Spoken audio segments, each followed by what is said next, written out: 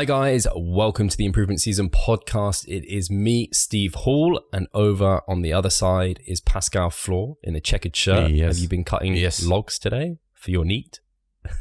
For the fire because it's cold? No. I was just like lumberjack shirt. Yeah, what is he trying to say? No, unfortunately not. Have I ever told you about the dream I'm having in regards to New Year? No. I think I did. It's probably like 2 years ago when there was a New Year's Eve as well, that I always imagined. And this is something that I don't know where it comes from and why I have this thought, why it's so compelling to me, is that to book a cabin somewhere in the northern part of Sweden, Norway, somewhere there, over the Christmas period and over New Year's Eve. And it needs to be somewhere in the woods at a lake or so. And all I'm doing is being actually away from society, and then like chopping wood, having a cabin fire, right, out in the snow, out in the wilderness. And that's basically how I'm then celebrating Xmas and New Year's Eve. And I always wanted to do this. And whenever I'm thinking about, next year I'm going to book a cabin, I end up wasting too much time procrastinating up until the point where it's simply too late, where if you want to plan that, you need to plan far in advance, right? And I always end up not doing that. So long story short, there is something about chopping wood. I don't know why that's reminding me of a couple of things. Well, it's reminding me of, have you seen Unabomber on Netflix? It's fantastic. I heard very, very good things about it. It's scary as hell, and you just look at it now and you're like, none of this could happen now because we're just way too technologically advanced. No.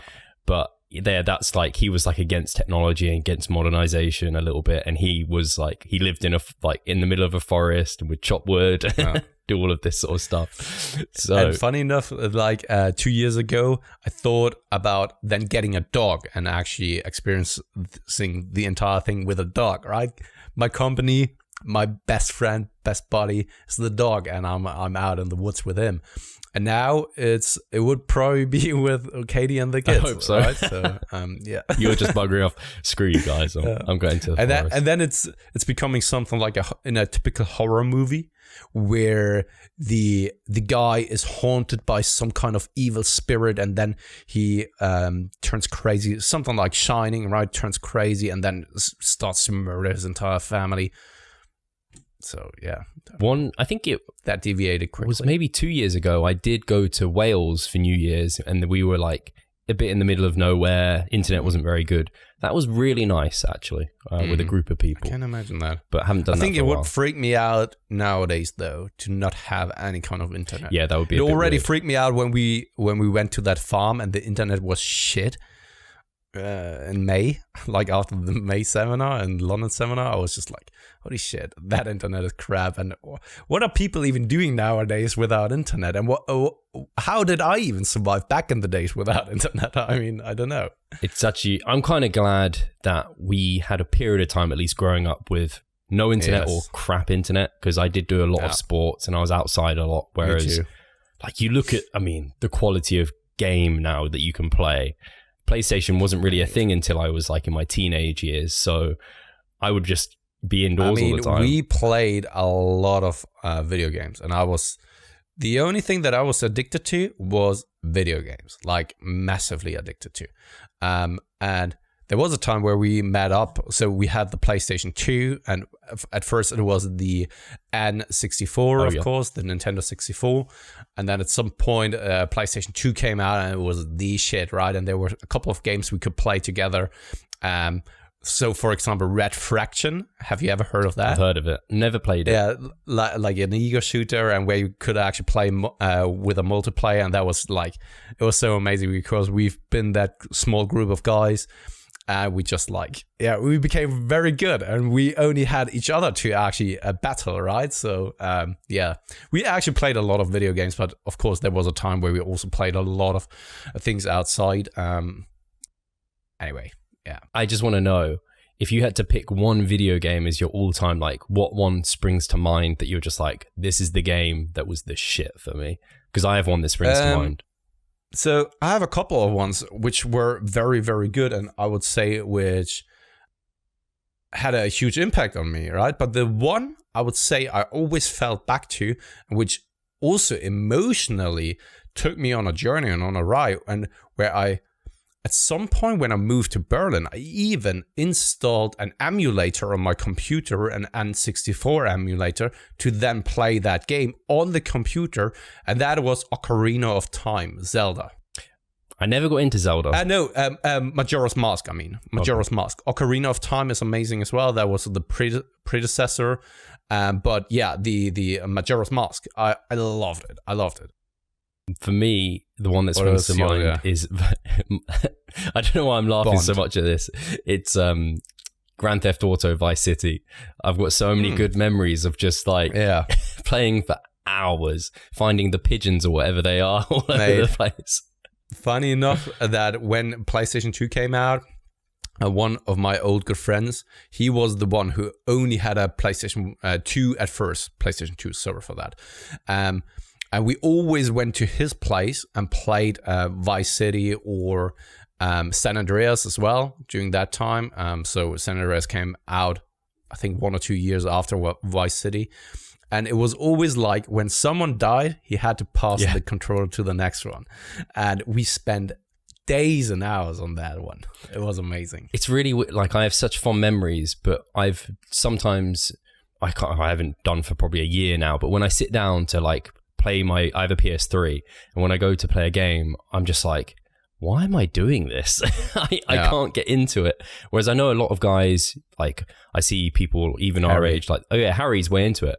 But I just haven't managed to get that back. I kind of would like it because I think it's a good, I was saying this to Charlotte, I love the cinema at the moment because I really appreciated going again. I hadn't been for a few months because it's the true time where I don't look at my phone, I concentrate just on the film, and I can just, it's kind of like meditation in a strange way because I take everything out of my brain. I just give all true focus to this. And I imagine being on the PlayStation or gaming could be like that because you have to just be in the game. You can't do other shit. Whereas if you're watching TV, watching a movie at home, I don't know, walking outside, I'm always looking at bloody social media or on my phone or something. And it's, I try not to, but after 10 minutes of not doing it, I probably end up opening it. I think that we would be very surprised now how far video games have come in regards to just the quality and the realism as well. Because a couple of years back when I lived together with my roomie in Friedrichshain, so it must be like 5 years ago or so, up until that point, he had a PlayStation 3 as well, and he was playing things such as The Last of Us and stuff, and I played that one as well, and also then Assassin's Creed. Amazing. It was cool, but I couldn't imagine now, at least playing it now, because I don't know, my mind is occupied with other stuff, and also just my day is packed with other stuff as well. It was more so during that time when I had like plenty of time available, where it was like, what should I do now? I don't want to go into the city. I'd rather play a video game now. And it was more so developed out of boredom. I think right now it would more so be forced upon myself to actually take some downtime. And then after a while, it becomes a habit of playing that because it makes you feel good and stuff like that, right? But I wouldn't intentionally now sit down to play a video game. And at first, I would even imagine that I wouldn't enjoy it at first because I always would think like, okay, this is a waste of my time. That doesn't mean that I feel like it truly is a waste of time, but I think that right now, because we have so much going, I would feel like, okay, why should I invest that when I could possibly invest my time into other fields as well? But I know the true value in that because it gives you Netflix and chill time, so to speak, right? Instead of watching a show, you are actually doing something where you possibly calm down. No, I completely agree. And I think it comes back to the idea of like, I'll sleep when I'm dead, and people end up shortening their sleep time to get stuff done. It's like, well, you'd be more efficient, you'd be more effective, you'd be doing higher quality work if you made sure to get your sleep. And it's not the same, but it's similar, like that downtime. It's definitely something I think probably all bodybuilders, a lot of the people listening, people self-employed like us, is kind of, yeah, it's something we definitely struggle with, which is why I like the cinema, because it's like, this is 2 hours, no work, no nothing, bosh. And it's quite nice. what happened to cinema anyway? Was there ever the time, in Europe at least, where there was a real culture behind the cinema? Because when it comes to the US, there was a true like movie night, for example, and also the prices of going to the cinema were quite different than what they were or are in Europe. In Europe, it's more like a special thing to go to the cinema, right? Whereas I know back in the days, or at least like a couple of years back, it was more like, it's pretty common to go to the movies in the US, whereas in Europe, it was always a kind of a special thing. Yeah, I do remember I kind of had probably during the time of which I was into PlayStation and stuff, I ended up getting into films quite a lot. And we used to go like every Friday. I was like, Friday, we're going to go see a film. But it still is a special thing. Even now, I see it as like a special thing, especially because you pay like for a yearly subscription of Netflix. You can watch just so many films on Netflix. So going to the cinema is still... I don't know, you sit in these chairs and it's like an experience. And by the way, now that you're bringing up like Netflix subscription, have you seen the speech by Ricky Gervais? Yes. At the Golden Globe? Amazing. Fuck. He didn't give a shit. I loved every single bit of it.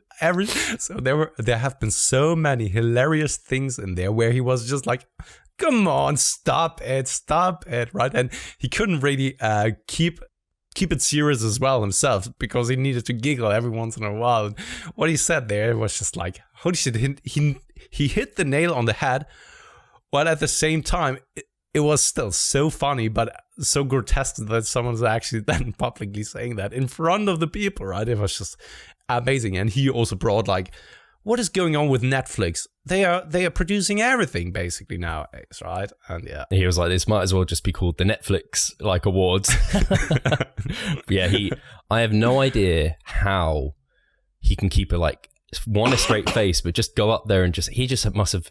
The way I describe it is just like massive balls, like to go and do that in front of all these celebrities.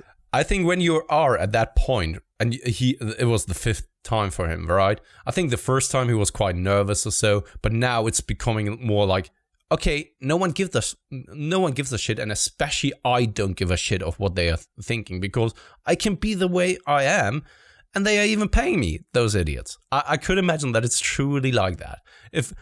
Like in the mentality of like, if they want to pay me money to step up there and actually roast everyone and give them or smear them shit into their faces, I will deliver. And I love that. And it was his last one, wasn't it? So he's like, go out with a bang. Yeah. Should we talk about... Save your political speeches and get your award and just fuck off. Amazing. Oh, and also with that British accent, it just made it so much better as well. I was going to say, should we talk about our weeks before we end up just bullshitting about stuff? Shit, eh? Yeah. Well, actually, your week's been interesting, hasn't it? Yeah, absolutely. I needed to take a diet break, actually. That was just... Listen to the last week's improvement season. I wasn't feeling good at all. And it was the 4th time that I actually was ill. And I think that it was just a sickness that stuck around for that period of time. And I just needed to finally take the time to actually get rid of that sickness, because it just stuck around and it made things just worse and worse, especially going into the gym. I always felt like shit for the rest of the day. I had massive headaches. Nothing worked anymore, right? I also worked a lot over the past couple of weeks. I mean, I had 7 days out of the week where I was working the entire time, and that also helped her to Christmas Day, or the Boxing Days as well, New Year's Day. So I worked for the last 5 or 6 weeks, like 7 days out of the week, from morning time to night time, because we had so many projects with the membership side and stuff. And I think I didn't allow myself to actually find some rest time. Because of that, I think it just caught up on me, where I then needed to take a step back and take that diet break, whether I wanted to or not. And I definitely didn't want to, because that momentum was going. Everything was going great in regards to the diet, and I didn't feel like I need a diet break, right? But it was just like out of necessity, due to the sickness being around, that I had to take that along with a deload to finally feel better and get over that, so that I actually can then move forward again. But I had I was in a massively ambivalent state because, as I said, the emotional self said like, no, I want to keep going. This is something that you could overcome even in a caloric deficit and stuff like that. But the rational self said to me like, okay, you know what you need to do, because nothing is good about sticking to that caloric deficit when you are as sick as you are right now. You need to actually take the diet break. And I had my fair share when it comes to diet breaks and their experiences. I've seen it with a lot of clients of mine, and also experienced it firsthand with myself, that they didn't go that well. Not that I was binging, but more so in regards to then going back into the caloric deficit afterwards. I always then had a hard time, even though I felt absolutely that it was a smooth ride before taking the diet break. Then I had a very hard time actually getting back into the diet break after I wanted to end that diet break. So this time around, I was quite anxious that this would happen again, but as I already said in the previous Improving Season podcast episodes, I think that my mentality around nutrition and the way I eat right now has changed completely to how I dieted and ate in the past. It's much more mature, much more like, it is what it is. When I'm hungry, right? And these are the things that I need to do. So basically much more like the self I'm used to be in the past. Like, just, okay, here's the plan. I'm just doing that, right? And right now, also with the diet break, I just basically didn't go up the hedonic staircase. The only thing that I did was like, I tried to always eat at the same times due to ghrelin spikes. I didn't want to change that or negatively impact that for then after the diet break. And also in regards to the portion sizes, I didn't opt for more palatable foods, and also I didn't eat more voluminous foods or stuff myself, because I wanted to still continue having this kind of the same sensation when it comes to fullness and the portion sizes, so that I'm also not falling back and kind of stretching my stomach.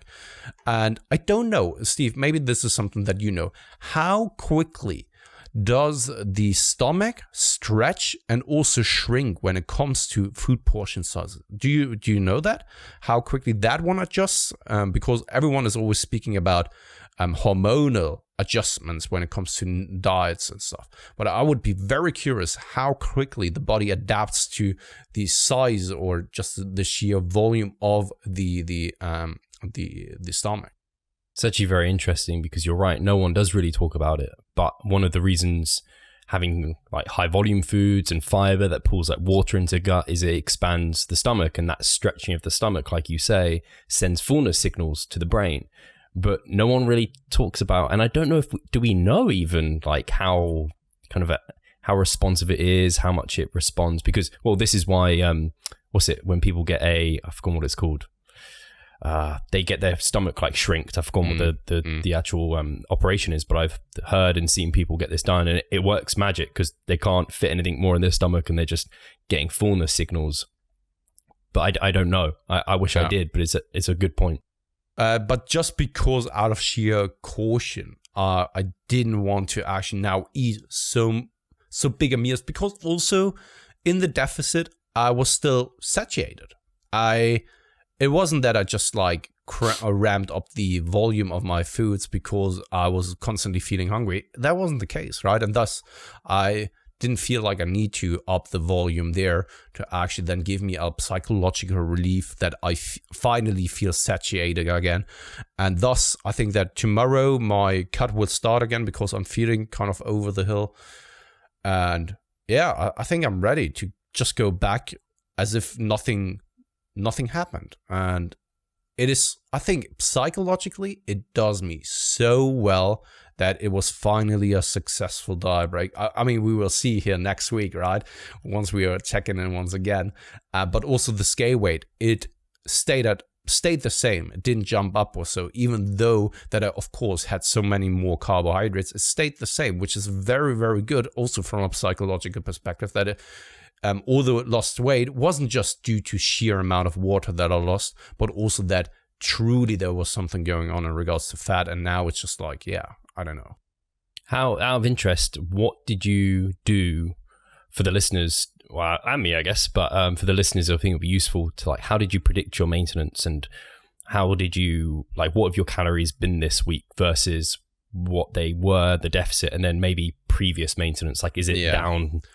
So, as discussed here before I entered the cutting phase, it was always like a hard thing when it comes to the maintenance, because back in the days when I was a little bit more active, I was commuting each and every single day to work and stuff like that. I had a maintenance at around 3,300, 3,400, right? And now it's actually more so like at 2,800, 2,900, right? And just by knowing that, I was like, okay, I lost nearly, well, somewhere between 5 to 10 kilograms, right? So I know that right now I weighed close to 80 kilograms right before the diet break. Now I'm sitting at around 81 kilograms. So my average reading or scale weight right before I entered the diet break was 80.8 or so. And I started at 89.7.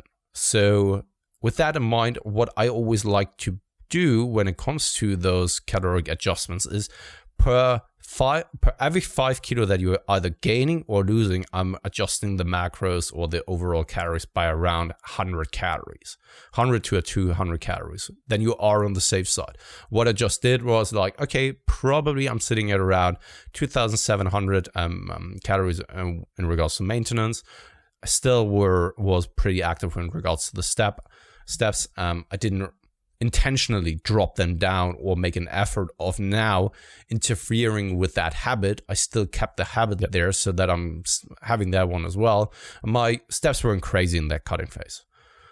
Still just like above 10,000, and that's basically what I've always trying to accomplish. And because of that, I knew that everything else in regards to activity levels hasn't changed. So probably the only thing that has changed is my overall body weight. Thus, be on the safe side, aim for something like 2,700 calories. Even if I'm slightly below the maintenance range, it probably is still better than sticking to the caloric deficit, and it gives me plenty of nutrition, especially because I wasn't really training that much during this week here for the deload, that it should be plenty to put me towards kind of maintenance and be on the safe side there. So I'm Steve Hall, founder of Revive Stronger and a coach of Revive Stronger. My name is Pascal Flor. I'm the co-owner of Revive Stronger and also a coach, of course. Revive Stronger has probably been going solidly for 3 years, roughly about 3 years. Revive Stronger, to me, it is becoming kind of my child, my foster child. It's the gathering and getting together of like-minded people. We've been expanding the coaching team, which is helping us help more people. But each coach can only help a certain number of people. Right now, it's all over the place. We have YouTube, we have Facebook, we have Instagram, but there isn't that community aspect behind that. And so the next step for us is developing a membership site. So basically, we want to create a family and a community that is then benefiting from another. A really cool community for people within our little niche is going to be a website. They will get early access to our podcast. You can access us, ask us questions. The community aspect, we have a forum there. You can ask questions, but also you can log your journey. There's also going to be courses on there. Courses, presentations on different topics. Discount of past seminar footage. We will log our journey as well. We'll start vlogging. We're going to have documentaries, our entire athletic journey. Furthermore, they get access to an exercise video library. The exercises that we love for hypertrophy and maximizing hypertrophy, we're going to go through those in depth, telling you how to execute them. We kept them concise and also mobile friendly so that you can watch them in between your sets. I'm super excited to grow this community. The amount of value that we're going to be delivering is huge, and I'd love you to be part of it. You will get so much out of that. I'll see you inside. Yeah, we're running now. So go ahead. Tell me what you think about my maintenance approach. Cool. So no, I think it's really interesting to hear the different. I think the nice thing for the listeners is to hear like your rationale behind it, and it's not just like you're not just guessing, and it's not like you're scared to even increase calories quite a bit because you've been in an aggressive deficit, and absolutely, your actual maintenance calories probably haven't changed that much. When you think about you're keeping everything in a vacuum, like the only thing that's maybe changing a little bit is you're doing less volume in the gym. But when we think about that, how many calories do we really burn in the gym? And then if you've got some more free time outside of the gym, I don't know, maybe you're walking around a bit more at home. I mean, I don't think that I was more active outside of the gym because my variables throughout the day are so constant, right? So constant. So when people are always saying like, okay, now you've trained less in the gym, so you probably have more energy throughout the day and you've been a little bit more active. I don't think that this is actually the case for me because I'm still tracking all of the variables and my days are pretty much the same each and every single day. I could see that for some other individuals who aren't as aware of that or who have other obligations as well. But for me, this is also the beauty about, so there's always kind of two sides to the coin when it comes to being as meticulous as we are, right? One thing is, the positive thing is that everything is becoming so predictable and that if you change one variable, you can say for certainty that this is the one that is then impacting other things, right? The other thing is, of course, such a meticulous or rigid lifestyle is not for everyone. I'm striving off of that, of being that way. But I also know that it's not for everyone because it also then compromises or kind of makes things more complicated, especially when you're working in a bigger office or so. Yeah, I think for me, my 5 days out of the week, pretty much carbon copy every single day, looks pretty much the same. Weekends is the only variable where it could sometimes, if I'm not careful, I could end up not walking as much. And some weekends, me and Charlotte will be out, we're walking around town, I'll get like 18,000 steps. But if all I did was just walk Ada twice, I could quite easily fall under 10,000 steps. Okay. And that's really the only difference because I don't train twice a day on the weekend, so I don't get that kind of 10-minute to and fro every single time. I really like the structure in the week, but it's also quite nice to have a break from it on the weekend where it's just a bit like, oh, I can lie in a little bit. I don't know. I'm still committed to the steps. And that's where I have changed my perspective on like pushing people's step counts up, because I find if you start moving it much far away from just their inconsequential daily steps, it starts to become a real burden. And that's something I fell into in my last prep, was like 20,000 steps was a goal every day at one point. Me too. And it was horrible. And I think that many people have been there as well. And I do remember that was the time when I was living in Prenzlauer Berg, how often I walked that specific path or road per day. Normally, I walk that trip like once maybe, right? And it already gave me like 4,000 steps. And then during prep, it was not uncommon to actually walk like nearly every second hour that road, right? I was trying to push it up to 20,000 steps, and then also kind of walking to the gym in the morning time and walking back again. Like, I don't know, at some point, and we had Miguel now on the podcast speaking about that, at some point it's just like, where's then starting to become the difference between LISS, so low intensity steady state cardio in the gym, and or then doing steps. And even steps can have or put their toll on your body. And you've noticed that one here over the Christmas period, right? When you've done your vlog, there you talk about that when you've been at the beach and said like, yeah, my legs are actually starting to hurt. And I can relate to that. I had times where my shins just hurt so much because of that. Yeah, I was worried not worried, but I was like, damn, am I overdoing this walking thing? Like, because I'm hitting at minimum 15,000 steps basically during the week with all the activity that I'm just doing through daily living. And it was just on the bottom of my foot, I was getting like a sharp stabbing kind of pain. But fortunately for me, it just dissipated on its own and it hasn't cropped back up. But I think it was AJ in his prep, he was doing, and this is where it really becomes, this is a list, not steps. He had a treadmill at home. And I remember him doing like, I don't know, he'd be able to say, but I think it was like incline walking for like an hour in the morning. He'd get like 10,000 steps in or something crazy. and he developed issues with his foot. And I think Jeff Alberts also said he developed an issue, so he started cycling. So there's definitely diminishing returns after a certain point. And I think much over your just daily inconsequential steps. And then also the time issue, right? The more you do that, I mean, a walk, yes, it's not as invasive maybe, but up to a certain extent, at some extent, it is even then invasive to your body. But then the question is then, okay, I know cardio sucks, right? And I'm not the biggest fan of having a dedicated day for cardio. But at some point, maybe you want to take that into consideration of just like having 1 or 2 days of cardio where you're then spending like 40, 45 minutes on the treadmill, because this is maybe the energy that you would expend instead of having like each and every single day 20,000 steps. Then you can pull it back to something like maybe only like 12 to 15,000, and you would have the same result without then investing so much time in walking outside. Do you still have your bike? I remember you got a recumbent bike, didn't you? No, yeah, I had that at home, but the thing is that it was such a pain, mate.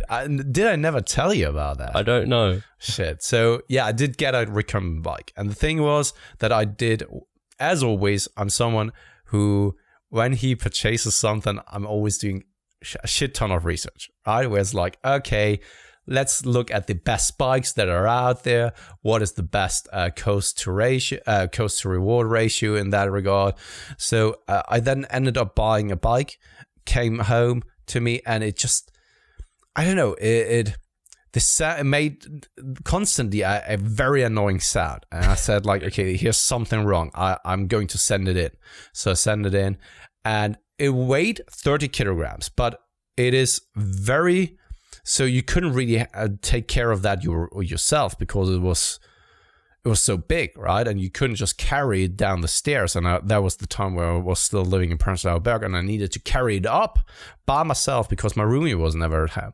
So it was a pain in the ass to actually get it into my apartment, then just set it up.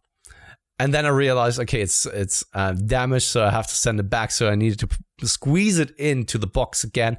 I call the service to actually pick it up, carry it downstairs so that they actually can pick it up. So what they ended up doing, and here comes the thing, right? They ended up sending me the same fucking thing again without fixing anything of that.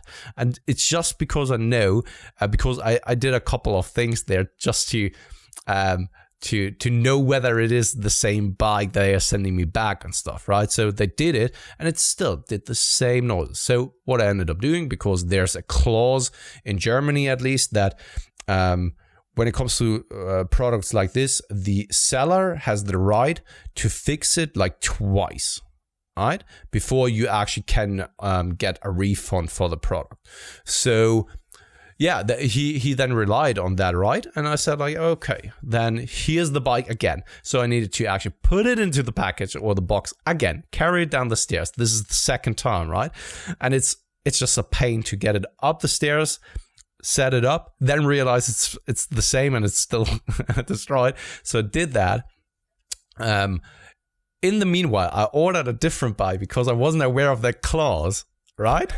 And then the other bike was already at the company being fixed, and they told me they are not giving me a refund because of that, right? They are still fixing that, and I ordered a different bike. So I set up the different bike already. That is the third time that I actually carried things up the stairs, down the stairs, sent that one back because I didn't want to spend money on a bike twice. And then the third time that bike came back, it was still the fucking same bike without it being fixed. And I was just like, Jesus. You are fucking kidding me. Once again, into the box, send it back, and I ended up never buying a bike again. I don't blame you. I'd be going into every gym and seeing bikes and be like, fuck you. That was it was the worst experience, actually. And I just wanted to have a fucking bike at home that doesn't make a screeching sound whenever I'm like, because it is metal and there's just a pad on it, right? And it was always making that screeching noise. And if you're sitting on the bike for like 40 minutes or so, and it was always like making annoying. I was gonna say I can see why people eventually like, get some cardio equipment at home for like prep purposes, because sometimes you don't want to go outside, and sometimes you could kind of have it in your lounge, watch TV whilst you cycle or whatever. You could do it in the evening when Katie's sitting on the sofa with Hugo, and like you can just then cycle. But you're not doing that. I get a cross trainer, but they cost an arm and a leg for a good one, I think. I mean, maybe I'm getting one when the house is there, even though that we don't have that much space, but I could probably squeeze it in somewhere. But at the same time, is it then really necessary? Maybe I should rather take my bike, go to, there's a very nice forest just around the corner here, and I could take a walk there. Right? So, and if I really want to do cardio, right in front of our house, there is a gym. It's not the gym I'm going to train at, because it's just like a very, very like, most of our old people. Okay. Like, a lot of cardio machines, not good training equipment. The opening hours are from 10 to 5 or so, right? So, yeah. But yeah, mate, lots of things. Ideal. Yeah, lots of things that we deviated here. Do you want to give me a quick overview of how the last weeks went for you? Yeah, so it's all going smoothly so far. I haven't been dieting as long as Pascal. I think this is my 5th week. So once I hit, I think Sunday, I'll have officially been doing 5 weeks of dieting, and I'm now in the 180s. So I've been hovering around 189 pounds this week. So officially heaviest off-season weight was 202 pounds. I apologize. I'm working in pounds and confusing people from your kilo. It makes me sound like I've lost more than you, but I've lost less. So yeah, I'm down like 10 pounds, a solid 10 pounds at the moment. Very obviously visually leaner. My upper body is coming in much faster than my lower body as usual, but it's particularly obvious with my like lifting belt. I think partly because I'm not bloated, because I was a bit bloated from massing, as people can probably imagine, but I'm down a hole, and I can like comfortably be down a hole. Like I can wear a jumper over the top as well. So I know my waist has come in. Chest striations are like starting to peek through, which as always. They come through so early, but it's really nice being 190 pounds now, and having been 190 pounds many times in my life now, I can compare, and I know I'm a bigger person. It's just really evident. So I'm excited now. I've got my new light, and I can do update photos. I've been trying to put off putting anything up of my physique in particular, because I kind of want to have like a bit, even for myself, I want a bit of like shock factor. I want people to see how much progress you can make in like 5 weeks of dieting. So I'm hoping that will come across. I just need to find a good location in the house. But yeah, I'm on track in terms of where I plan to be with body weight. It's frustrating still. I still have the stalling for like the whole week and then hit a new low. And then I stall for a whole week and then I hit a new low type of deal. But this is going to be the first time. I don't know if I've ever dieted through, for a long time, at least since my last prep, dieted through a deload.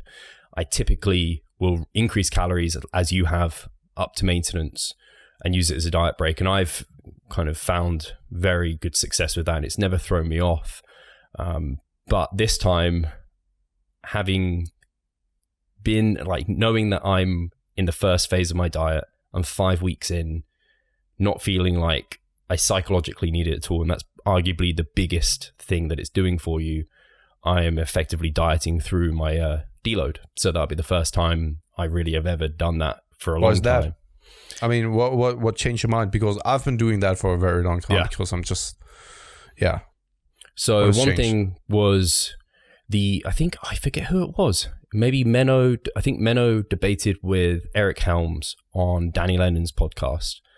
And having heard that, I was less convinced by the physiological improvements that were seen from taking a diet break. And this time round, when I'm dieting, I'm a lot bigger and a lot heavier than last time. So the kind of diet fatigue that was building up now versus when I started my last prep, when I was like, 10, 15 pounds above stage weight, which is just crazy. Whereas this time round, I'm 40 pounds. I was 40 pounds above like potential lowest scale weight. So I thought, given the physiological impact isn't going to be huge, it's more psychological. The fact that I don't feel like right now it's something that I'm going to benefit from, and just part of just interest to experiment. I also have a lot of weight I need to get off in this first phase, and I can't really afford any slowdown. I was just saying to you that we were talking about the Fat Dar Legend London, shout out to the greatest jeans, straight leg version, not the skinny fit. Anyway, that they're not really fitting anymore. Like I know I've had the same issue. I'm like walking around and I have to like pull them up, and I was like, lucky these are kind of tight around the quads, because around the waist they're getting too small. But even around the quads they're shrinking now. But Katie was just, so the reason why I was then actually telling you like, shit, I probably need to get another pair of like a more snug version now once again, is because Katie said like, but they don't really fit that well around the bum, right? No, I was just like, what are you even saying, right? I went to the mirror, watched myself, and I was like, I was very much down because I bought five jeans of them, which over the next year they won't look that good. So probably I need to pick up some more with the waist size of 30 this time then, instead of 32. And then the 32s will always be in the debuff season, and the 30s maybe then in the prep. It's actually a little bit of a nightmare now I think about it, because I guess realistically I probably will always hover mostly around like 180 to 190 is probably like my sweet spot of how I feel. So really I should buy most of my clothes to fit that, and maybe like I can wear them but they're a bit snug, a bit heavier, and then I can wear them but they're a bit loose, a bit below. But I ended up buying quite a lot of new clothes when I was like 200 pounds. So that was a mistake. No, but I have the same, and it's just like because anyway.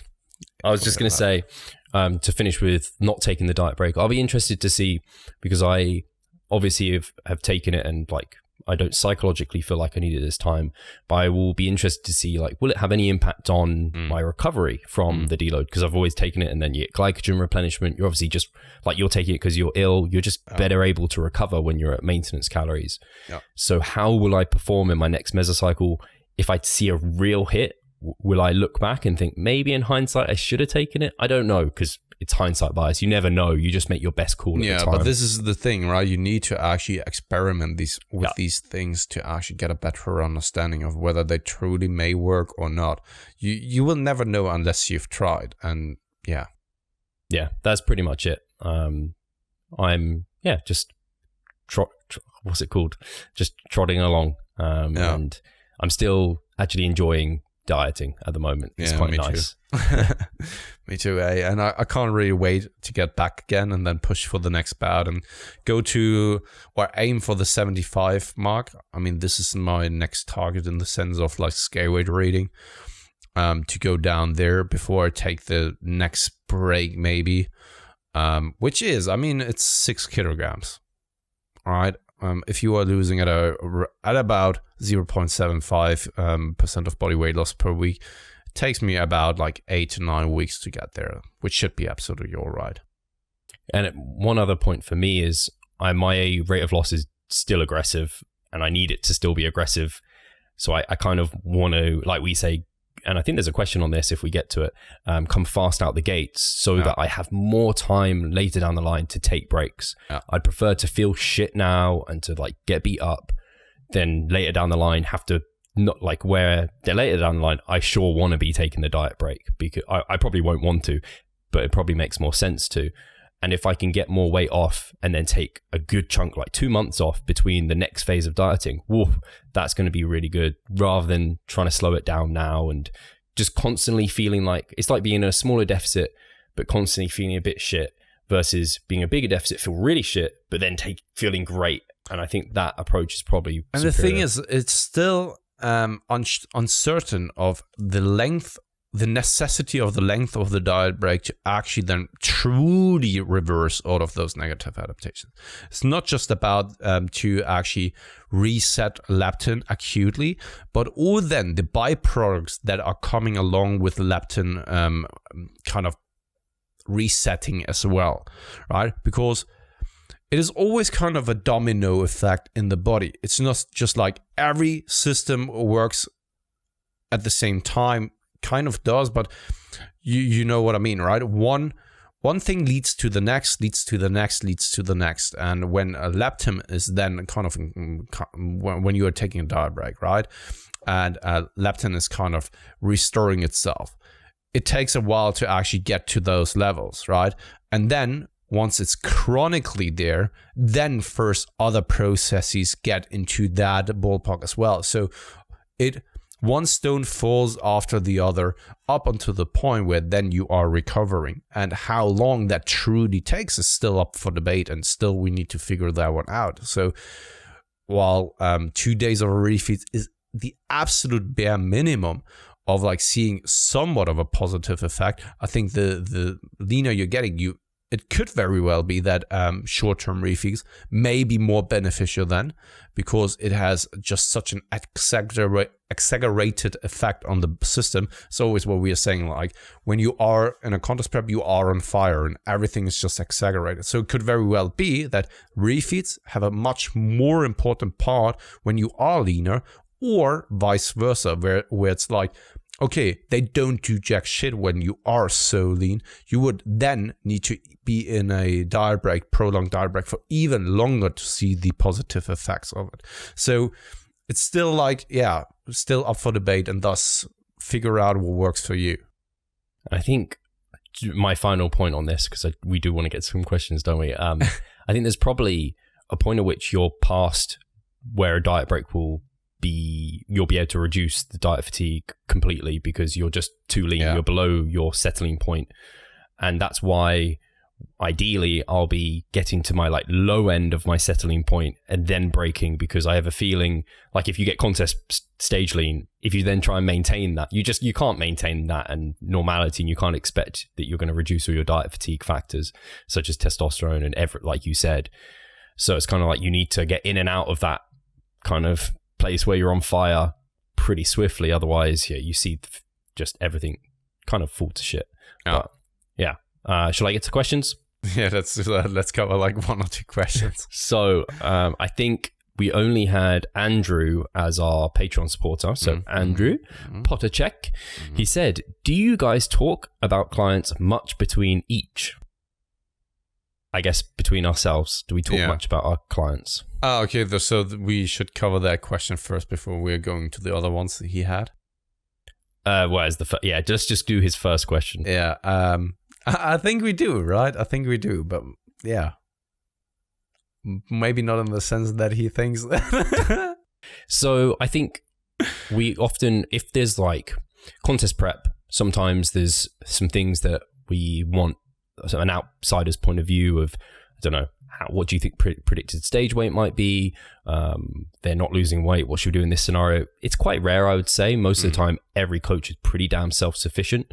And then, we just discuss in general how things are going with clients and what's going on. If someone's done something particularly kind of cool or outrageous, I like to always update Pascal on how my clients have done, like competing, and same back. We always want to know like how each clients have done competing wise, but nothing kind of like, I'm not reporting to Pascal. No. Andrew had this amount of weight loss this week. What shall I do? It's kind of like, we're very much self-sufficient for the most part. Absolutely. Hey guys, hope you're enjoying the podcast. Just wanted to take one moment of your time to actually talk about our coaching services over at Revive Stronger. We at Revive Stronger, we offer an incredible premium personal coaching service just for people like you, and I know you will love it. Do you want to work with us? Here's what I need you to do. Head over to revivestronger.com. Go up to the coaching tab. Click on online coaching. Once there, read through the requirements and what it takes to be an online client. Once finished, hit apply now, and you're only one step away from applying to our services. Fill out the Google form and you're done. And that was basically it. A coach is going to reach out to you shortly, and then it's Team Revive Stronger.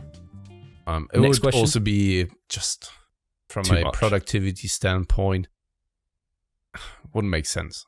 Because we also have Harry, we have Ryan. If everyone would be like, so this is what I've been doing with my clients. Can you lose weight during a deload while in a cutting phase? I've eaten more and lose more while doing so before. So I guess he means combining a deload with a diet break. eat more. Yeah, I mean, sure, absolutely. This is so when it is what we are assuming it is, then the rate of weight loss can sometimes be masked by just sheer water retention. So it could very well be that, let's just make an assumption here. You are in a caloric deficit. You are very much stressed. You are in the 4th week of your mesocycle, so also the overreaching week. Cell swelling is maybe high due to that. Stress levels are high due to that. So you're pretty much full of water. You are kind of a camel. So you're walking around holding onto a lot of water, and let's just say you're taking a diet break now. And during a deload, you're taking a deload like a true deload, where you're doing a low volume, not a very high intensity. So the cell swelling comes down, the stress levels come down with that as well. But you're eating more. So it could very well be that then also there, the stress compartment is falling down because you're not longer in a caloric deficit, which is in it for itself a stressor for the system and for the body. So with all that being said, when the water is then being flushed out of the system, right, it could very well be that this was the reason why the rate of weight loss maybe during the week was masking your overall progress. And then in the deload, you're just de-stressing so much that all the weight is being lost there. That doesn't mean that you are then still losing fat mass effectively, but then just like the water. And that the other way around, just in the sense of what I've been saying, it could also very well be, so let's just say in week number 4, you didn't see any kind of reduction in scale weight reading. That doesn't mean that you haven't been in a caloric deficit. That could very well be that the rate of water retention is exceeding or is equal to the rate of weight loss coming from fat tissue. And thus, it may look like as if you're not losing any kind of fat mass, but this is just like basically balanced out due to the sheer amount of water that you're now retaining or carrying over those couple of days. Bang on. Like it. I just want to point out one more thing, because so many people are like, especially in a gaining phase, so I didn't see any kind of increase in scale weight rating, or the scale weight came up very, very drastically in 1 week, right? And so the same principles apply. Only because the scale weight doesn't move in one direction doesn't mean that you are not gaining or losing the tissue that you are looking for to gain or to lose, right? There are so many things that impact the scale weight rating, and thus, when you can truly say that you are in a caloric surplus, hey, maybe stick it out, right? Especially if you have been gaining the desired rate of weight gain over the previous weeks. So it doesn't really automatically change from gaining at an appropriate rate to zilch from 1 week to the next. It's very unlikely that it does happen that way unless other variables are changed along with that. So, and also when you haven't been gaining any kind of weight on the scale, that on the contrary does also not mean that you haven't been gaining the desired tissue. It could very well be that now you have been gaining like muscle mass, while also then along with that losing a little bit maybe of water along with that, right? And then it could be stagnant. So yeah, I just wanted to point that out as well, because I see it all the time that people are more so stressing out when they are gaining and it's not heading into the right direction. Yeah, I think it's why it's so important to look at long-term trends and averages, especially like fat loss. You might look at 1-2 weeks. Muscle gain, you look at 2 to 4 weeks, because it's such a slower process. And one thing I actually had thought of, when people are hearing I'm eating more in a deload and I'm losing weight, it doesn't mean like you haven't suddenly caused magic. You haven't suddenly, like, you don't need to eat more to lose more fat. You haven't broken the law of thermodynamics. It's what Pascal said. You've lost water like retention because stress levels have ultimately come down. I think some people thought that about refeeds. It's like, I have to take a refeed because this is like the thing that spikes my metabolism and I lose more eating more. And it's like, nah, probably you're slowing down the process. Actually, you're just revealing the weight loss through losing some of that stress. Yeah. Last question. It's a pretty horrendous question, actually. Do you guys think I'll do well in my first IFBB show? What are you expecting from me? It's the second part that's a tricky one to answer. Yeah, funny enough that you are bringing that one up, because I was just reading that and I've been thinking, okay, how should I put it? Because And that is not meant in any kind of offensive way, but more so in a generous manner, actually, even though that it may come across like offensive, is I'm not expecting anything of you, Andrew. And that is not meant, once again, in an offensive manner, but it's more like this journey you're doing for yourself.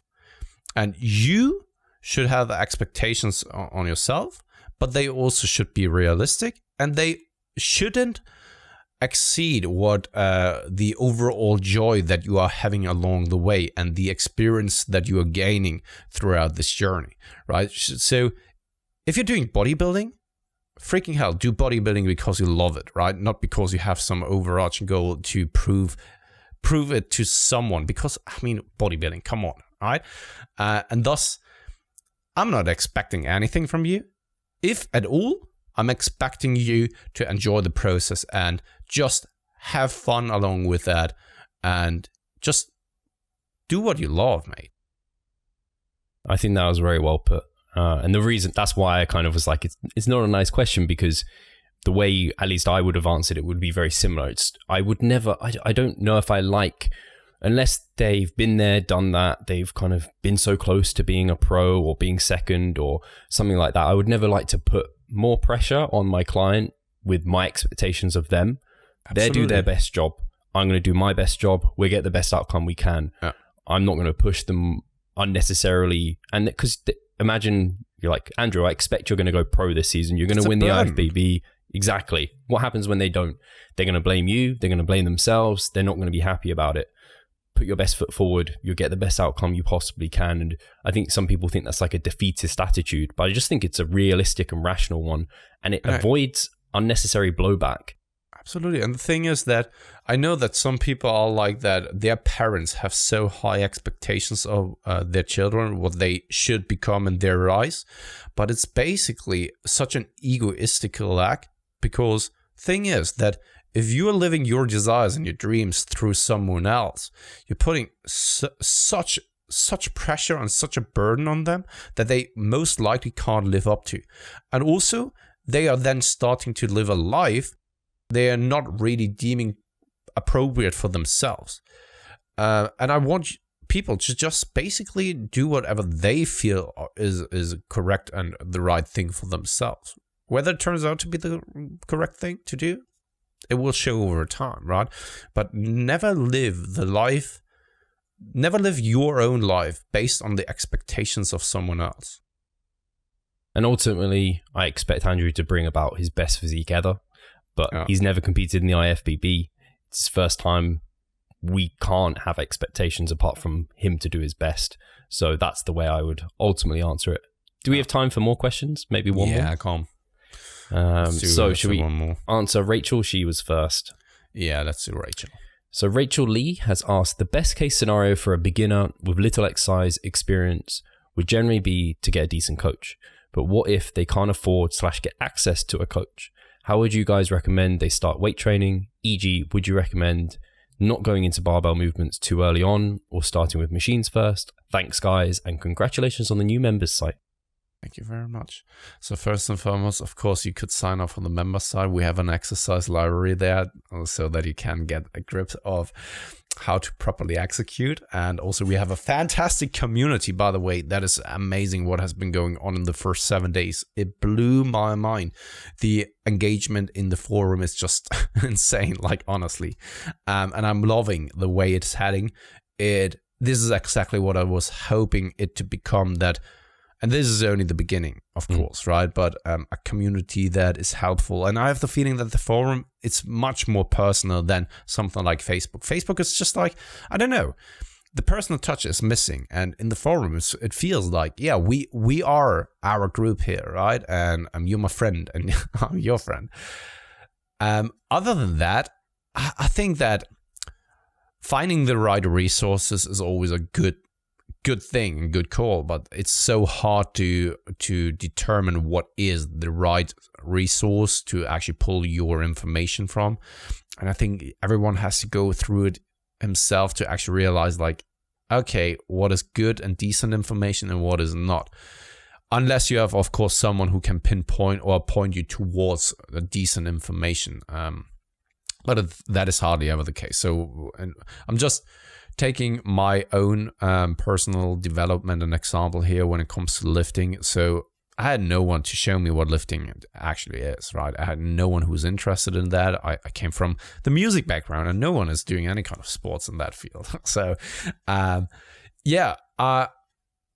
would say then when it just comes to pragmatic things, shying away from barbell movements may be a good thing. So at least the ones that require a lot of control of your entire system and coordination, because it's so easy to butcher, for example, the RDLs, or to butcher the squats, the bench, and you can save yourself a lot of pain, maybe also a lot of injuries, if you are taking one step at a time and start off with maybe the not so sexy exercise, just to develop a little bit of an understanding of your body, the body language, also how the body moves in the room and the space.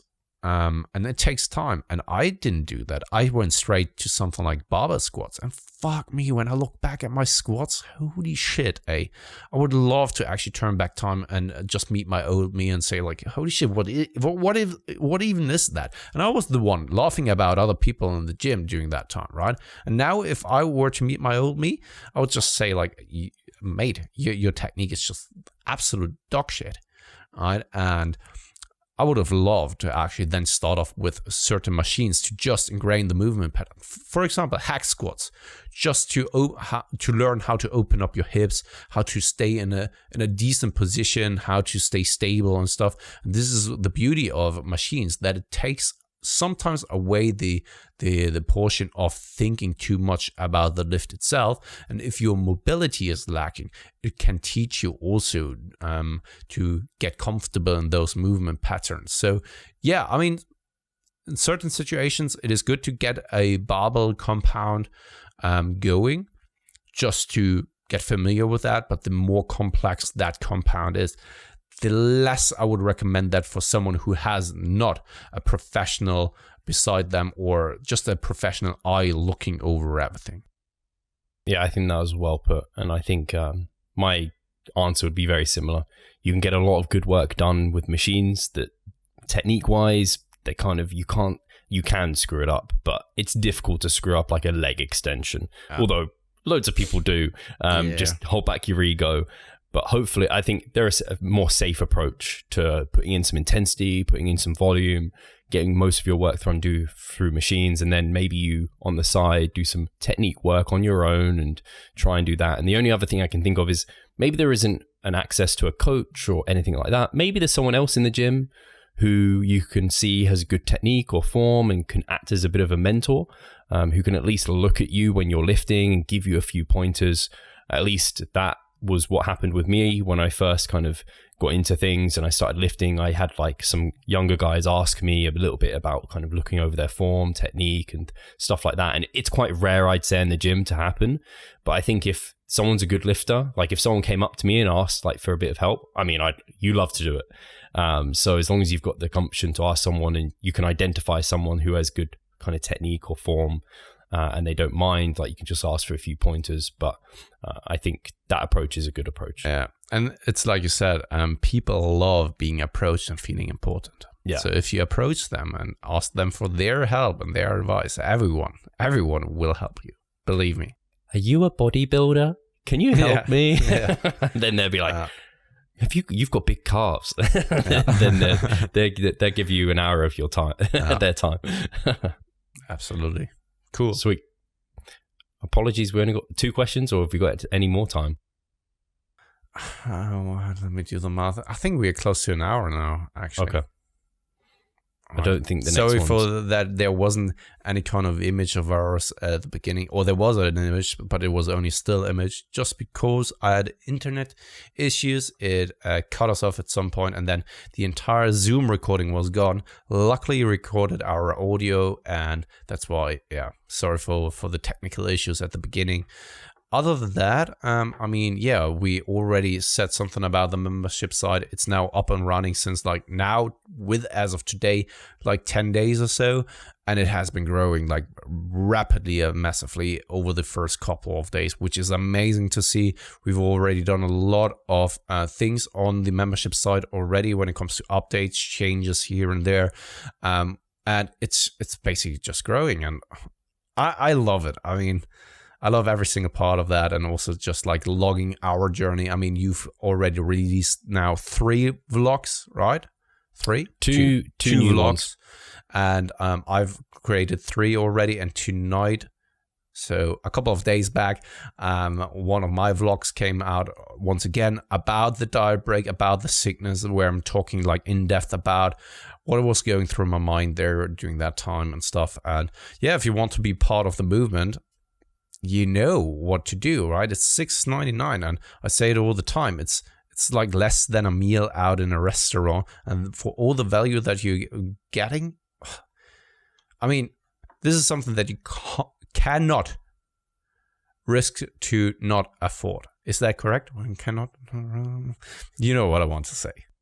I know it probably doesn't mean much because I'm saying it, but I got a really nice message through, and I should have actually messaged him to ask to share it, but I felt a bit, I don't know, sometimes I feel bad sharing too much positive stuff. I don't know, that sounds really dumb. He basically said that he was blown away by the membership site. He's just starting to become a PT, and he said he watched one presentation. He was blown away by how easy it was to digest the information that we'd put out there. And he was just like really thankful. And I was like, I didn't even expect that the response has blown me away. It's incredibly humbling. And to know, people are that interested, and the community, people are kind of going crazy on there. We've got people already getting their reputation up. So it's fantastic to see. And I'm just thinking, right? This is always what I wanted to accomplish with Revive, is that we could offer or that we could be the gateway of bringing people together. I know it sounds cheesy. I really do know that. But the thing is, when it comes to, for example, the Liar with Mike debate that we had, Liar McDonald and Mike, I mean, they hated each other and stuff. And I really did hope that after this debate, we are bringing those camps together. Like, I truly did believe that. Call me naive or so, but this is still what I'm holding on to, that there is a central place for the evidence-based community where everyone is just under the same umbrella, and we are trying to provide that platform where everything is that you need. Right? And basically, it's something that I said to Steve, it's an investment in yourself. Because you could easily go out there and pay all the experts and having a consultation with you for like, I don't know, $200 for their hour, right? Or you could pay $6.99 and have a huge library of just like presentation of courses of a community with a forum, exercise library, live Q&As, research reviews, and a lot more is to come. And this is only for $6.99 per month, right? So of course, you could do it yourself, go out there, pay the experts to actually provide you with all the information, or you could wait for someone else to actually bring everything out for free. But this is unlikely that this is going to happen, or you can actually invest in that, because basically this is just like investing in your own education. Like when you're paying for your university, you're spending so much money, right? So much money for that. And for this, it's $6.99 per month, and you are still investing in yourself. And the reward that you're getting, once again, I'm very confident in putting it that way, and saying that is unbelievable. But yeah, enough about that, because it now turns into a sales plug that I didn't want to do. Yeah, talking for 5 minutes about the membership side. I'm just saying, like, go check it out. You could even sign up, check it out, right? And if you truly don't like it, right? Yeah. And I guess the last thing I'll say is, on my story highlights, I go over everything you can expect. And that probably is going to have to be updated, because we're updating it all the time. There's I already updated a lot of stuff. Yeah. It's really cool, actually. Yeah. So, yeah, cool. I guess we'll leave people there until next week. Until next week.